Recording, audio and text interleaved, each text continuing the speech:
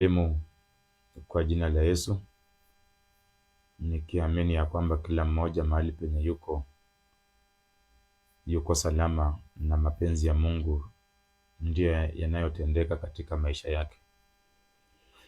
Nataka kukuzungumzia mada ambayo inasema kukubali viwango na mipango za Mungu. Katika hii dunia ni lazima tukubali viwango na mipango za Mungu. Imekuwa changamoto kubwa zaidi katika hii dunia siku ya leo, kwa sababu ya watu kukosa kukubali viwango na mipango za Mungu. Nataka kuzungumza ya kwamba wakati Yesu anawaita wanafunzi, anawafundisha, wanapohitimu anawatuma.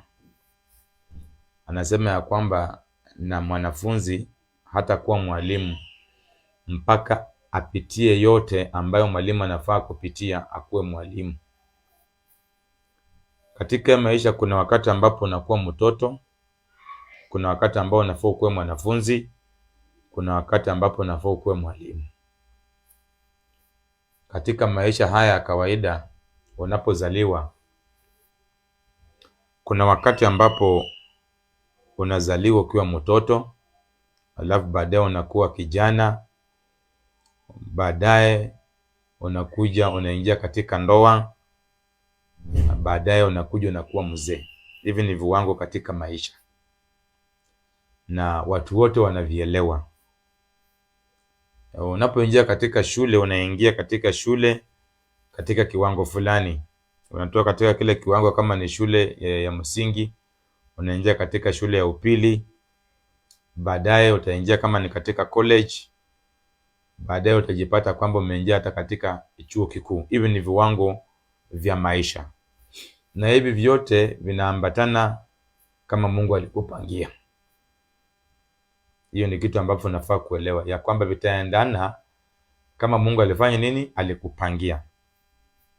Lakini unajua kwamba hata kama ulipangiwa utafika katika chuo cha msingi, unapoingia kuanza kusoma hautaanza katika darasa la 7 ama la 6. Kuna mahali unaanzia katika shule ya chekechea, unasonga mbele, unafika katika shule fulani, darasa fulani, unaanzia katika darasa fulani, unasonga katika ile darasa, unafika mahali mpaka unafika katika darasa la 6, la 7, la 8.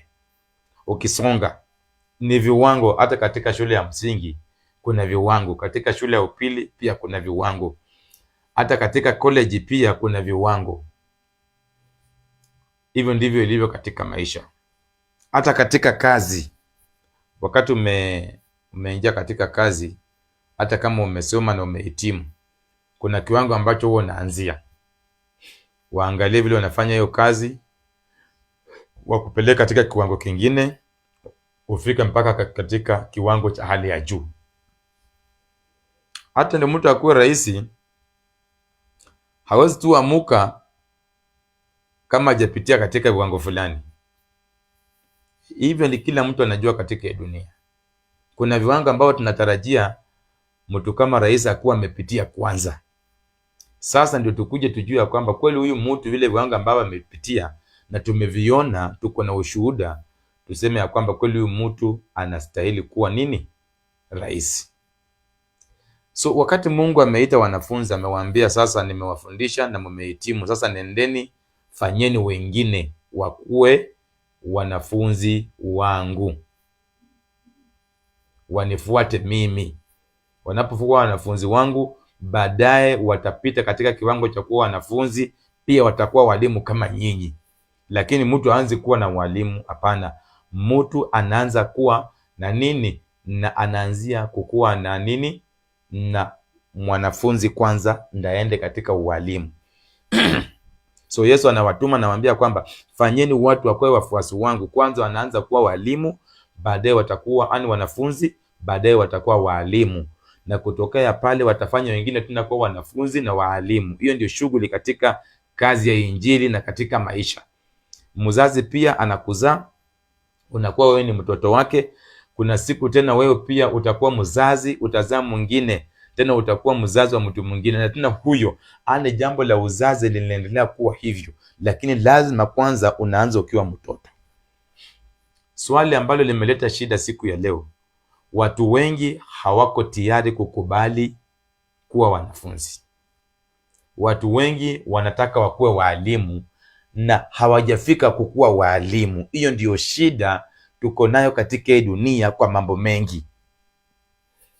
Siku ya leo, kusema ukweli, katika hii dunia shida ambayo tunapata, iwe ni katika kazi, iwe ni katika shule, iwe ni katika Injili, iwe ni katika familia, ni ya kwamba kuna watu ambao ni wanafunzi lakini wamekataa hicho kiwango. Unajua kuna kiwango lazima utakuwa ndani. Paulo mwenyewe akasema ya kwamba mlikuwa watoto wachanga mkaanza kunywa maziwa, mmekuja kwa chakula fulani kigumu, sasa mmefika katika mifupa. Hakusema ya kwamba tunaanzia kwa mifupa. Shida ambayo tuko nayo siku ya leo, watu wengi sisi tunataka kuanzia kwa mifupa. Tunakataa chakula kigumu, alafu tena tunakataa maziwa, na tunasema ya kwamba hiyo ni vyakula ambavyo tumepita, na kweli hatujapita, na lazima hivi vyakula tunafaa tuanzie hapo. Katika hii dunia, hiyo ndiyo shida ambayo tuko nayo. Watu wengi wamekataa kiwango cha kuwa wanafunzi. Kila mtu anakimbizana, kila mtu anang'ang'ania, kila mtu anabishana ya kwamba yeye ni mwalimu, na ukweli sio mwalimu, kwa sababu vile vitu ambavyo anafaa pitia kuwa mwalimu hajavipitia, lakini anajilazimishia ya kwamba yeye ni mwalimu. Hii ndiyo shida tuko nayo katika maisha siku ya leo, tena kubwa. Ndio naona kwamba hata katika Injili mtu anapookoka anaanza kuwa mwanafunzi, lakini huyo mtu anakataa hicho kitengo cha kuwa mwanafunzi, anajifanya kwamba yeye ni mwalimu. Huyo mtu hajahitimu, punde sio punde ameshatafuta wanafunzi wengine, ameshakuwa mwalimu wao, na ukweli yeye sio mwalimu, yeye ni mwanafunzi. Sasa swali ni, fikiria ukweli, wewe fikiria wewe mwenyewe. Mwanafunzi amekusanya wanafunzi wengine na anasema ya kwamba huyu yeye ni mwalimu. Ni hatari.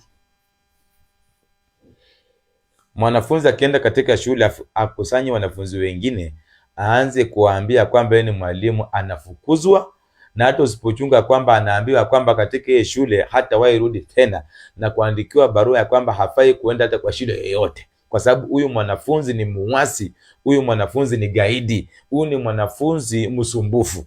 Hiyo tunaelewa shida ambayo tuko nayo katika maisha. Watu wamekataa, kusema ukweli, wengi katika hii maisha tumekataa. Nakwambia ukweli, hata mimi niko hapa nakwambia ukweli. Watu wengi katika hii dunia tumekataa viwango vya kukua wanafunzi. Kitengo cha kukua mwanafunzi ndio kuja kuwa mwalimu. Hapana, hicho ni kitengo cha upuzi. Hiyo ni kitengo cha kuonekana kwamba wewe ni mjinga. Hicho ni kitengo cha kuonekana kwamba wewe ni mtu ofyo, wewe ni dhaifu. So watu wanaepuka hicho kitengo, wanaepuka hicho kiwango, wanakimbizana, wanang'ang'ania, wanaanza hata kuuana ya kwamba wao ni waalimu, na kusema ukweli sio waalimu. Ukweli ndio kitu ambacho kitatusaidia. So siku ya leo, hiyo ndio shida ambayo tumepatana nayo katika Injili. Watu wengi ambao wanasema ya kwamba wameokoka, ya kwamba wao ni walimu, sio walimu. Kwa sababu mtu anaweza okoka leo, hajahitimu, hajapitia vile viwango ambavyo anafaa pitia kuwa mwalimu. Huyu mtu ameshaanza kufungua kanisa, anasema ya kwamba yeye ni mchungaji. Na ujue ya kwamba kufungua kanisa, sio sisi wote tuliitwa kufungua kanisa. Hapana, kanisa ni mkusanyiko wa watu walioamini, wanakuja pamoja, wanaabudu. Mapasta watakuwa pale, mitume watakuwepo, wainjilisti, manabii, waimbaji. Haimaanisha kwamba mtu anayechaguliwa akiwa kiongozi, kama ni mwinjilisti ama kama ni nabii ama kama ni mchungaji, sasa huyo mtu ndio mkubwa kuliko wote. Hapana. Kanisa linaweza kusimamiwa na mtu yoyote. Vipawa vyote vinaweza kufanya katika kanisa, na mtu yoyote anaweza pewa neema ya kusimamia kanisa. Hata mwinjilisti anaweza kusimamia kanisa na aonekane kuwa ni mchungaji, hata mtume, hata mchungaji, hata mwalimu, hata mtu yoyote ambaye Mungu amemkubali, amemchagua, amemuita, anaweza kupewa karama ya kusimamia kanisa. Sio lazima akuwe ni pastor, hapana. Sio lazima akuwe mtume, sio lazima akuwe mwinjilisti, ama sio lazima akuwe nabii. Mtu yoyote anaweza kupewa hiyo karama na asimamie kanisa. So usiona kwamba kama umepewa neema ya kusimamia kanisa ukaona kwamba ati wewe ni wa maana kuliko wengine. Hapana, hapo utakuwa unapotea. So shida ambayo tuko nayo ya kwamba wakati tunakusanyika sisi kama watu ambao tulioamini, katikati yetu kuna wanafunzi na kuna waalimu. Lakini changamoto ambayo tuko nayo, wanafunzi wamekataa kiwango chao. Wanafunzi hawako tayari kukubali ya kwamba ni wanafunzi. Ndio unaona leo ya kwamba mtu anaokoka miezi 2-3 anaanza kuhubiri injili, hajahitimu, ameshafungua kanisa lake, anajiita kwamba yeye ni mchungaji, na unapata kuna watu wanakusanyika katika ile kanisa. Sasa hapo ndio Mungu anasema ya kwamba ole wao wanafiki, Mafarisayo na Masadukayo. Sasa mtu kama huyu ambaye ni mchanga, kama Mungu mwenyewe anaambia Timotheo ya kwamba mtu ambaye ameokoka bado ni mchanga, hata asipewe nafasi ya kuongoza katika injili. Mtu ameokoka, kusema ukweli, hatukatai mtu kuwa mwalimu, hapana, hatukatai. Hakuna mtu ako na shida. Hata mwanafunzi anapopelekwa kwa shule tunataka asome na hata akuwe mwalimu. Hata mwalimu huwa anajua hivyo, na hata kuna wengine wanasoma na wanapita walimu. Lakini kama hujahitimu kuwa mwalimu, huwezi kufungua shule. Mwanafunzi mwenye ameenda katika shule ya msingi hawezi enda afungue shule mahali hata kwa serikali aseme ya kwamba amehitimu, yeye ni mwalimu, anataka kufungua shule na kuanza kuleta wanafunzi kuwafundisha. Serikali yenyewe haitamruhusu. Ndio serikali ikuruhusu ufungue shule, kuna vigezo ambavyo serikali imeweka. Lakini katika injili, ukora na kujificha kwa Roho Mtakatifu, na sio Roho Mtakatifu, wala ni uganga na uchawi na ukora. Hiyo ndio shida ambayo tuko nayo. Mimi nakwambia ukweli. So katika viwango vya maisha tukubali, hata walimu tunakubali ya kwamba sisi wanafunzi ambao tunawafundisha tunajua kwamba ipo siku watakuwa walimu hata wengine kutuliko. Lazima tukubali, sina shida, nikufundishe injili, Mungu anitumie nikufundishe injili, ukuja hata uhubiri zaidi yangu, utumike katika miujiza, ishara na maajabu, ufanye mambo makubwa kuniliko. Siwezi kukuonea wivu, sina shida, nitakutakia mema. Lakini tena kuna walimu wengine nao wako na shida. Wakati mwanafunzi ambao Mungu amewaletea wamfundishe, ule mwanafunzi afanye vizuri, hata kuwaliko tena Mungu amtumie zaidi kuwaliko hao walimu, badala wafurahie ni kazi ya Mungu inasonga mbele, wanaanza kupiga ule mwanafunzi vita, wanaanza kumchukia, wanaanza kumuinukia. Hiyo pia ni shida ya walimu. Lakini tukikubali viwango, kila mtu akubali ya kwamba kuna kiwango cha mtu kuwa mtoto, alelewe, ahitimu, akuwe mwalimu, naye sasa atakuwa na uwezo. Hata Mungu anasema ya kwamba na mwanafunzi hawezi kuwa mwalimu mpaka apitie vigezo vyote, vitu vyote ambavyo vinahitajika yeye kuwa mwalimu. Akishapita ukweli, hakuna kitu kinamzuia yeye kuwa mwalimu. Lakini wewe haujakuwa mwalimu, unang'ang'ania, unakimbizana. Ndio unaona makanisa mengi katika Wakristo yamefunguliwa na wanafunzi. Mtu ameanza kuhubiri leo tu, ameanza kuitwa pastor, ameanza kuitwa mwinjilisti, badala atulie katika kanisa ahubiri injili. Mimi huwa nasema kitu kimoja, sio lazima nikuwe na kanisa ati mimi ndio ninaongoza. Muradi mimi naenda mahali tunakusanyika na wapendwa tunaabudu, hiyo imenitosha. Muradi ninajua mwito wangu ni uinjilisti, na huu uinjilisti Mungu hajaniambia lazima niende kwa crusade peke yake ama niende kwa stadium nihubiri pale. Mahali popote nikipata mtu nimhubirie, nikiwa kwa gari, nikiwa kwa kazi, nikiwa nimesimama mahali nipate mtu, mahali popote nitapata mtu yeyote nimhubirie injili. Hiyo ndio kazi niliyepewa. Sijafungwa ya kwamba lazima ningoje kwa kanisa, ningoje revival, ningoje conference, ningoje crusade, ningoje retreat, ama ningoje kitu yoyote ya kimungu kwanza ya kuleta watu pamoja, kama ni ushirika ama mkesha ama maombi ya kuomba na kufunga ndio nihubiri. Hapana. Mimi nimeshaitwa kuwa mwinjilisti, nimetrainiwa na Mungu mpaka nikafika mahali sasa nikahitimu, na Mungu akasema sasa nenda. Ndio Mungu anitoe mahali ambapo nilikuwa naambia sasa, enda duniani kote, hubiria watu Injili, wafanye kuwa wanafunzi wangu, wafanye kuwa wafuasi wangu. Wanapowafanya kuwa wafuasi wangu, nao pia waendelee kuhubiri Injili, nao pia nitawafanya kuwa waalimu, na pia wataleta wengine katika Injili. Hivyo ndivyo ilivyo. Hata mzazi wakati anakuzaa anajua kwamba iko siku pia utakuwa mzazi, iko siku utafika kwamba unahitaji shamba upewe. Unaona kijana yule ambaye anaitwa kijana huyu ambao tunamjua kwamba ni kijana mpotovu. Kijana huyu alipoenda kwa baba yake kuuliza mali alipewa, lakini matumizi yake ndiyo ilikuwa mabaya. Inaonekana kwamba huyu kijana baada alikuwa ni kijana mdogo, alikuwa hajafika umri wa kuitisha mali, lakini kwa sababu ya tamaa na msukumo wa dunia ulimsukuma akaitisha, na baba yake akaamua mpe. Kwa sababu ya huyu kijana huenda alikuwa anasumbua baba yake zaidi, nipatie sehemu yangu, nipatie sehemu yangu, sijui nini. Baba akaamua, wewe sasa nenda. Alipoenda kweli na hiyo pesa, akafika katika mji, kila mtu anajua kinyi alifanya. Hakuna kitu yote alifanya ya maana. Mpaka saa hii tunabaki kumuita mtoto mpotovu. Huyo ndio ukweli. Kwa sababu gani? Hakuwa tayari afundishwe, akuwe mwalimu ndiye atoke agawiwe mali. Alikuwa na tamaa ya dunia. Angalia Gehazi. Gehazi anakaa na mtumishi wa Mungu Elisha, lakini huyu kijana hayuko tayari atii sauti ya mtumishi wa Mungu Elisha. Hayuko tayari, ako na tamaa ya vitu ya dunia. Elisha nama amekuja kwake, amekuja na vitu. Elisha amekataa. Mungu amemwambia asichukue zile vitu, kwa sababu Naamani ataona kwamba ndio Mungu amponye, lazima mulipe. Elisha mtumishi wa Mungu amekataa, lakini Gehazi anakimbilia hizo vitu baada ya Naamani kuenda na kudanganya Naamani ya kwamba mtumishi amepata wageni, anahitaji hizo vitu kuvitumia. Tamaa. Hajataka kukomaa afundishwe akuwe mwalimu, lakini anakimbizana na vitu ambavyo bado hajafika. Hata siku ya leo kuna watu walikimbizana na utumishi, wakafungua makanisa, walifunga. Kuna watu wamekimbizana wakaingia katika ministry, wakasema wao ni mitume, wengine wakajiita wainjilisti, wengine wakajiita hata maaskofu, wakajipatia majina makubwa, na yale majina saa hii hata ukiwaangalia waliwacha, na vile vitu wanafanya sasa ni tofauti na yale majina ambayo walijipea. Kwa sababu gani? Hawakuwa wamefikia.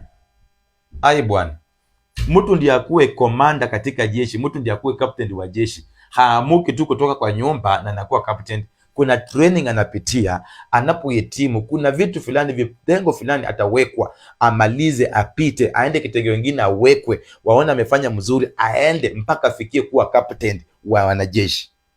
Lakini wao wanataka kuamuka kwa nyumba leo, alafu uingie kwa barracks, alafu ujiapishe ya kwamba we ni captain. Utakufa, utauawa.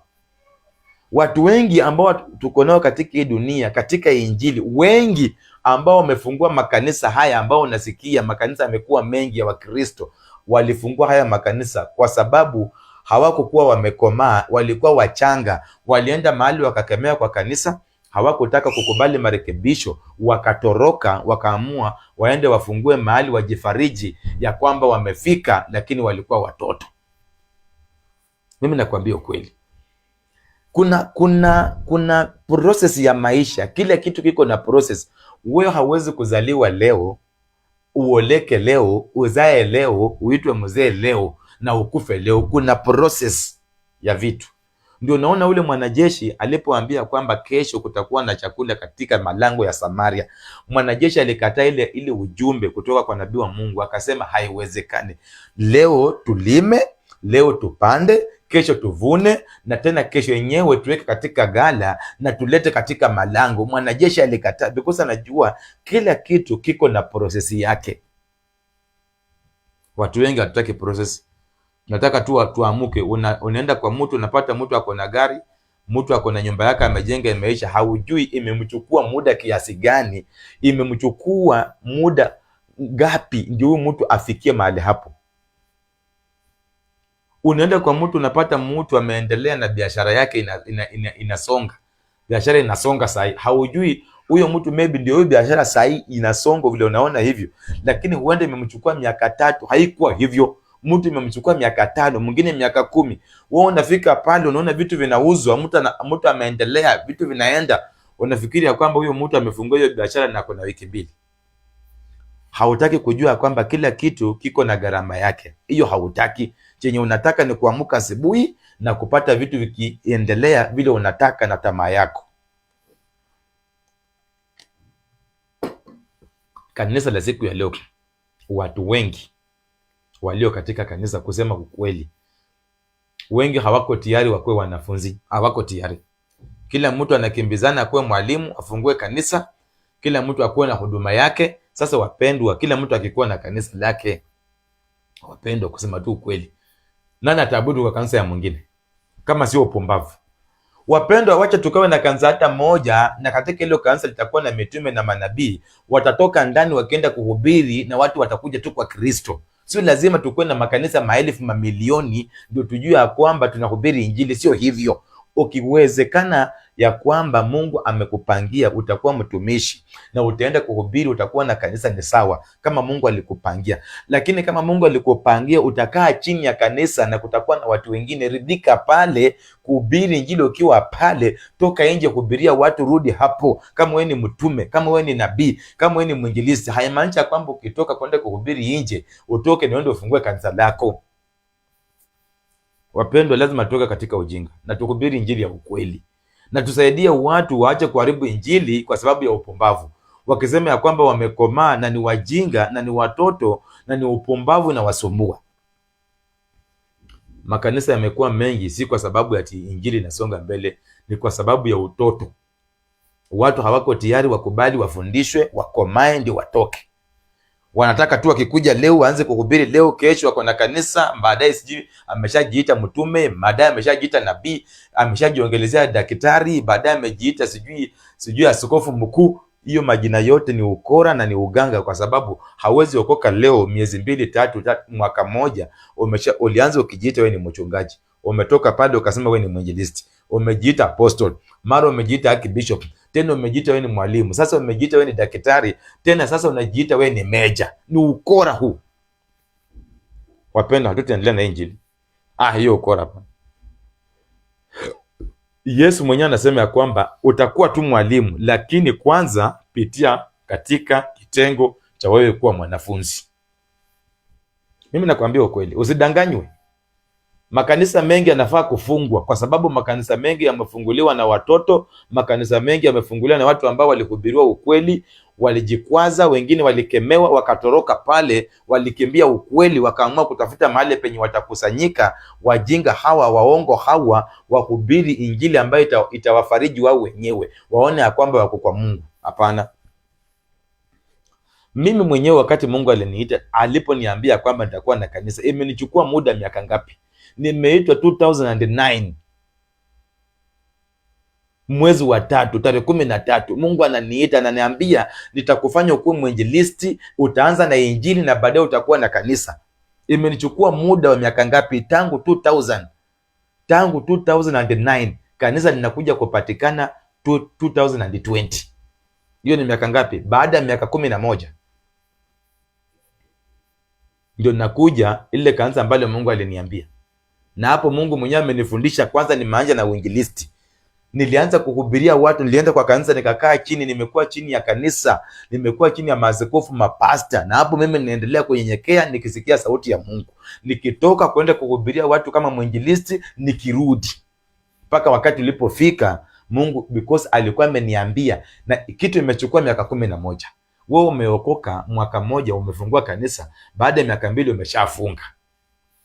Mpaka hata wale walio katika dunia wenyewe wanaangalia sema kama hii ndio kanisa, kama hii ndio injili. Basi hata hakuna haja niingie katika injili, ni ukora hii. Wapendwa, lazima tutawacha ukora. Kuna process, sisemi ya kwamba ati utapitia process yangu. Mimi nilipitia process ya miaka 11 nikafika kwa kanisa. Lakini before hapo, kwanza nilitrainiwa kutoka 2009 mpaka 2014. Hiyo niko chini ya training miaka 5. Baadaye nikatolewa kwenda sasa kuanza kuhubiri injili nje kama mwinjilisti. Nikakaa huko kama miaka ingine 5, ndio nimekuja nimepewa kanisa. Wapendwa, na ni vitu yote ambayo nilionyeshwa, hata niliandika chini wakati Mungu alikuwa ananizungumzia. Lakini nashangaa siku ya leo mtu hata hajakomaa, hajakuwa mwalimu, amejiita kuwa mwalimu. Hao ndio watu ambao wanasumbua watu katika makanisa. Ukiwarekebisha, mkiwakemea, wameshatoroka, wametafuta mahali nyumba pale, wamejikusanya waasi wote. Unajua waasi wanaweza kujikusanya, wakishajikusanya pale wataanza kujifariji, waanza kusema ya kwamba tunaendelea na Mungu, tuko sawa. Kwa sababu makanisa mengi utapata ni waasi. Watu walitoka katika kanisa fulani wakajikusanya pamoja, walikataa mambo ya ukweli, pasa aliwaambia ukweli, ama kanisa lilisimama katika ukweli likawakataza mambo ambayo hayakuwa yanafaa ya Mungu, wakalazimisha, wakasema hakuna, tutahama, tuko na uhuru wa kuabudu, tutaenda mahali tufungue kanisa na tuendelee. Sasa walienda mahali wakatafuta nyumba, wakaingia ndani waasi wote. Ukiingia kwa hiyo kanisa utakuwa muasi. Ukiingia kwa hiyo kanisa, kusema ukweli, utakuwa mtu mbaya kuliko hao watu. Angalia ile kanisa unaenda, kaa chini uchunguze ile kanisa lilianzaje.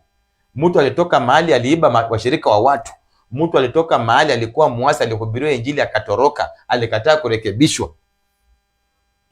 Mimi nimehubiri injili mpaka nikafukuzwa kwa makanisa kwa sababu ya ukweli. Nimehubiri injili mpaka nikaitwa shetani mwenyewe kwa madhabahu juu. Nimeitwa injili mpaka nikalaaniwa, lakini nilikuwa bado naendelea na injili kwa hayo makanisa. Mimi watu walinitukana, lakini sikuamuka na nguvu zangu nikisema ya kwamba wacha niende nifungue kanisa. Na huo wakati nilikuwa na vitu vyote vya injili ambavyo hata ningefungua kanisa, hata watu walikuwa wananiuliza, ndugu, unangojea nini? Kama ni kila kitu ya kuhubiri injili uko nayo. Lakini mimi sikufuata sauti ya watu, nilikuwa nimebakia na sauti ya Mungu aliyeniambia ya kwamba nifuate nini? Process yake. Mimi nashangaa siku ya leo vile watu wanaingia kwa wokovu na vile wanatoka katika wokovu na kufungua makanisa ovyo ovyo na kutafuta watu wengine wakora kama hao na kujiunga pamoja. Kila kanisa ambalo unaenda, angalia ndani, hiyo kanisa lilianza aje? Angalia ile kanisa unaombanga ndani. Kaa chini utafakari, hilo kanisa misingi yake ni aje? Ilianza aje? Kama kanisa lilianza na waasi na ukaingia hapo ndani, nakuhurumia. Mimi nakwambia ukweli, nimetafuta watu nikapata kwamba kuna watu wengi wameanza makanisa ya uasi. Si ya kwamba walitumwa na Mungu, hapana. Walikemewa, walikatazwa mambo fulani, lakini kwa sababu ya uhuru wa kuabudu na unafiki yao na kiburi na majivuno, wakaamua kujitoa na kusema hata pia sisi tunaweza fungua. Wakajichagulia mchungaji wao wenyewe muasi, aliyekuwa muasi kule, kiongozi wao, wakampea nafasi ya kuwa mchungaji. Ukiingia hapo utakuwa umeshatokomea. Mimi nakupatia siku ya leo, kaa chini waangalie ile kanisa ambalo naabudu. Endo kae chini uliangalie lilianza aje, misingi ya hiyo kanisa ni aje. Angalia kile kitu ambacho kinafanyika katika ile kanisa, misingi ya hilo kanisa ni nini? Kama sio misingi ya kuhubiri injili, misingi ya kulisha pasta na kulipia pasta rent na watoto wako wakule wasome washibe, toroka hapo. Misingi ya kanisa ni kuenda kuhubiri injili, watu waokoke, watu watubu dhambi zao, wakuje kwa Kristo, wakae wanafunzi, baadaye wakihitimu, wakishakuwa walimu, hata kama watabaki pale na kama kuna katikati yao kuna wale Mungu alichagua watakuwa na madhehebu, waende, wachilia watu waende. Mimi nikisha kufundisha, kama Mungu alisema ya kwamba utakuwa mchungaji na umefika wakati Mungu amesema ya kwamba wewe ni mchungaji na unafaa kutoka, ninakuombea, ninakubariki na unaenda. Mimi siwezi kukwamia mtu, hata kama ni mtu huyu alikuwa ni pastor, huyo mtu alikuwa ni mtu wa kupiga keyboard, alikuwa ni mtu wa vyombo. Mimi siwezi kuhamia mtu. Mtu akishahitimu na Mungu amethibitisha kwamba huyu mtu anataka kumtuma mali nyingine, ninamuachilia 100%, ninamtakia kila baraka, ninamubariki, ninaungana pamoja na yeye, ninamsupport kabisa. Hiyo ndio kazi Mungu alinituma, kuhakikisha kwamba injili yake inaendelea. Lakini kwanza uhakikisha kwamba ni Mungu amekutuma. Hiyo ndio kitu ambao ndio mimi niingiane na wewe, ni kuunge mkono katika hayo maono. Lazima nihakikishe Mungu amekutuma. Hiyo ndio kitu cha kwanza. Lazima nihakikisha kwamba ni huo mwito ni Mungu alikupatia.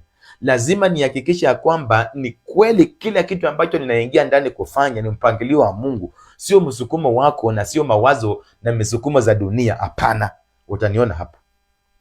Lakini kama ni msukumo wako, mpendo, niondoe ndani.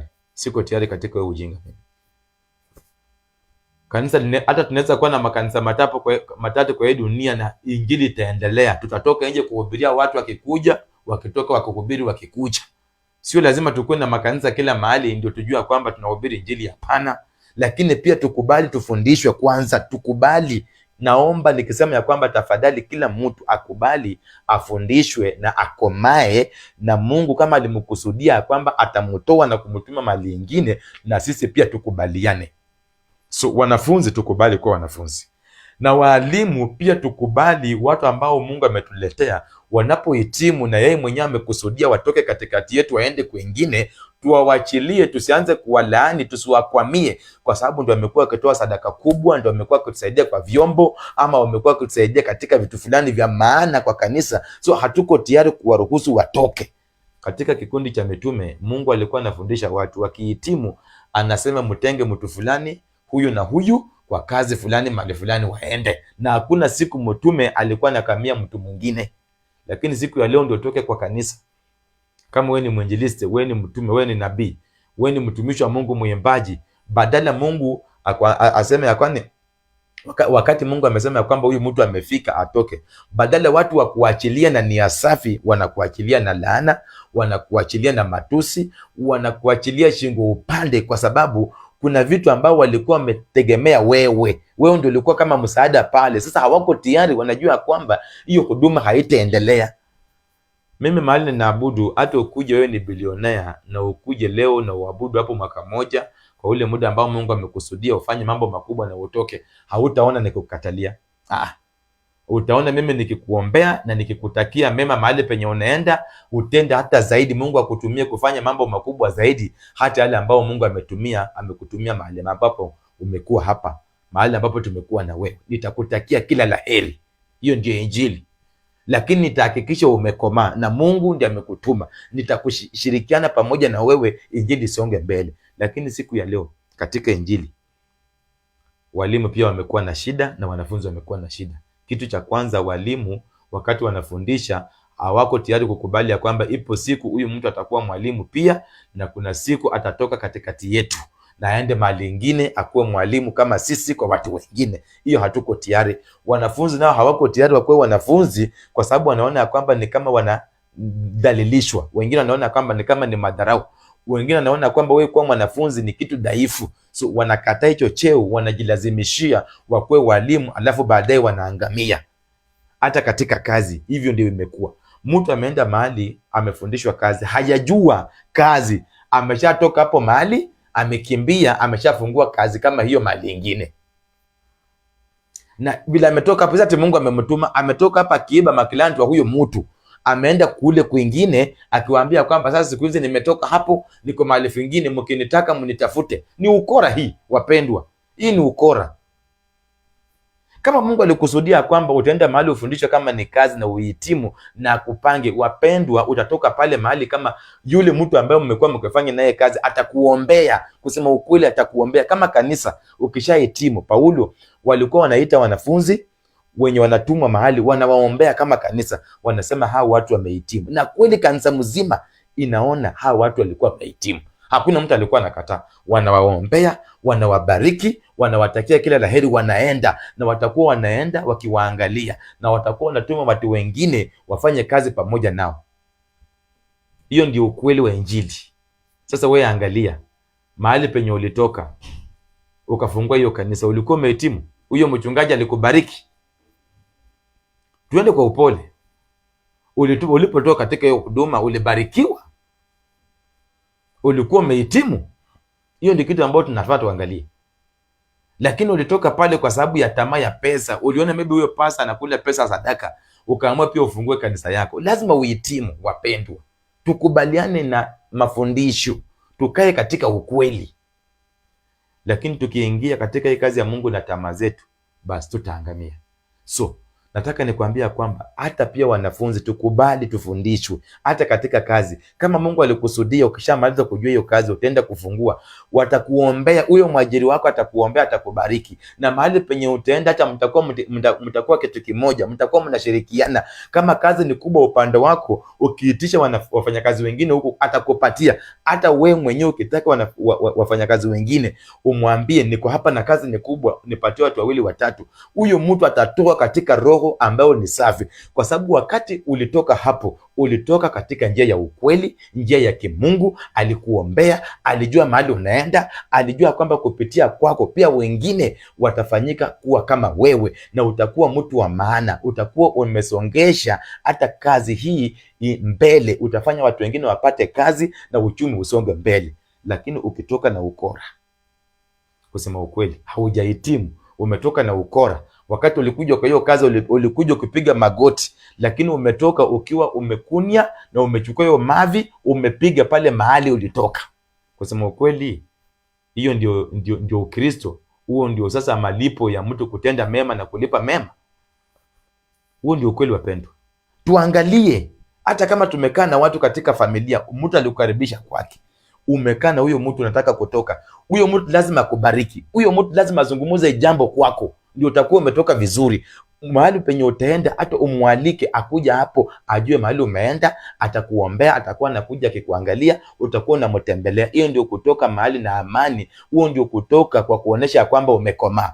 Lakini kutoka mlikuwa mnakaa na mtu, unanunua vitu unaweka mahali nyingine, hautaki huyo mtu ajue. Imefika siku yako ya kuhama, umehama bila kumwambia, umetafuta ujanja, sijui nimeenda kuona rafiki yangu, alafu baadaye yule mtu anajua. Kweli huyo mtu anaweza kuja kukutembelea? Mtu ambaye mlikaa naye miaka 2 miaka 3, ulikuja hapo kama unapiga magoti, kama unalia, haukuwa hata watu wa kwenyu marafiki walikukataa, mtu akakukaribisha, lakini umetoka ukimtukana, umetoka kwake ukiwa umechukua mavi ambayo umekunya, umempiga kwa uso. Kweli huyo mtu anaweza kuja kwako akuombee? Huyo mtu anaweza kuwa na nia safi na wewe kweli? Huo ndio ukweli. Ndio Mungu anasema kwamba tukubali kutendea wengine mema hata kama ametendea mabaya, lakini ukweli, mtu aliyekukaribisha mkaishi naye mpaka ukakomaa, akakuchukua vile ulikuwa katika hali ambayo wengine walikukataa, umefika wakati wa kutoka, ni matusi na ni kiburi. Kweli hivyo ndio watu wanafanyanga katika hii dunia.